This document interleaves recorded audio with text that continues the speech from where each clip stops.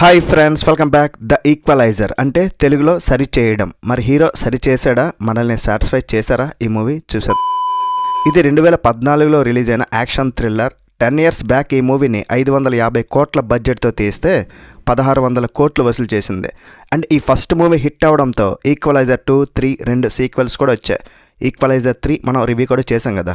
Run time 2 hours ఉంది. మసాలా అయితే ఏమీ లేదు, ఫ్యామిలీతో కూడా చూడొచ్చు. బట్ లాస్ట్ క్లైమాక్స్లో ఒక మగాడిని స్నానం చేస్తున్నప్పుడు బ్లర్రీగా చూపిస్తారు. జస్ట్ అది స్కిప్ చేసుకుంటే ఫ్యామిలీతో కలిసి కూడా చూడొచ్చు. మరి ఈ మూవీ ఎలా అనిపించింది, దీని కథ ఏంది, దీని లెక్క ఏంది, దీని సంగతి ఏంది తెలుసుకునే ముందు ఛానల్ అయితే సబ్స్క్రైబ్ చేసుకోవడం మాత్రం మర్చిపోకండి. నా యొక్క రిక్వెస్ట్ ఫ్రెండ్స్, కొంచెం సపోర్ట్ అయితే ఇవ్వండి, వీడియోకి ఒక లైక్ కూడా వేయండి. ప్లాట్ అయితే చాలా సింపుల్. ఇందులో మన హీరో గతం మర్చిపోయి హ్యాపీగా లైఫ్ని లీడ్ చేస్తూ ఉంటాడు. కానీ ఒక రష్యన్ అమ్మాయిని కొంతమంది గ్యాంగ్స్టర్స్ దగ్గర నుండి కాపాడాల్సి వస్తుంది. అసలు ఆ హీరో గతం ఏంటి, ఎందుకు ఆ అమ్మాయిని కాపాడాలనుకుంటున్నాడు, ఆ అమ్మాయి అసలు ఎవరు, ఏంటి మ్యాటర్ తెలుసుకోవాలనుకుంటే మూవీ చూడాల్సిందే. మరి మూవీ నాకు ఎలా అనిపించిందంటే, పర్లేదు భయ్య, అంతే, జస్ట్ యావరేజ్ వాచ్. ఇదొక stylish daring action film. Action లవర్స్కి కొంతవరకు నచ్చొచ్చు. నాకు మరీ స్టోరీ అంత ఇంప్రెసివ్గా ఏం లేదనమాట. నేను 50% సాటిస్ఫై అంతే. జస్ట్ టైంపాస్ కోసం స్టోరీని పక్కన పెట్టేసి ఒక 2-3 యాక్షన్ సీన్స్ కోసం అలా చూడొచ్చు. ఫస్ట్ హాఫ్ ఒక యాక్షన్ సీన్ అండ్ క్లైమాక్స్లో యాక్షన్ సీన్ ఒకటి బాగుంది. అది తప్ప సినిమా చాలా స్లోగా ఉంటుంది. ఫస్ట్ హాఫ్ ఎక్కువ బోరింగ్గా కూడా ఉంటుంది. యాక్షన్ కూడా నాన్ స్టాప్గా ఉండదు, ఎక్కువ ఫైట్స్ ఏమీ ఉండవు. పర్ఫెక్ట్గా చెప్పాలంటే పేసింగ్ చాలా స్లోగా ఉంటుంది, యాక్షన్ బాగుంటుంది. బట్ అనుకున్నంత యాక్షన్ సినిమాలో లేదు. 2 hours కూడా చాలా రన్ టైం ఎక్కువైపోయింది. దీనికి సీక్వెల్స్ కూడా వచ్చాయి కదా.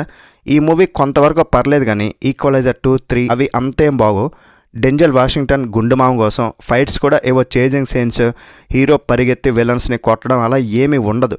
జస్ట్ అలా వస్తాడు, నడుస్తాడు, గన్ అలా తీస్తాడు, షూట్ చేస్తాడు, సింగిల్ హ్యాండ్తో ఫైట్ చేయడం, ఇవి చాలా స్టైలిష్గా చూపిస్తారు. అవి సాటిస్ఫై ఇస్తాయి.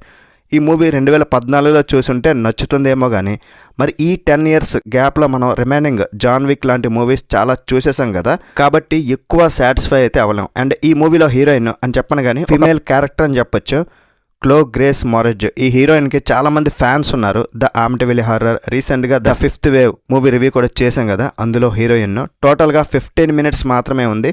సో ఆమె గురించి చూడాలనుకుంటే మాత్రం డిసప్పాయింట్ అవుతారు.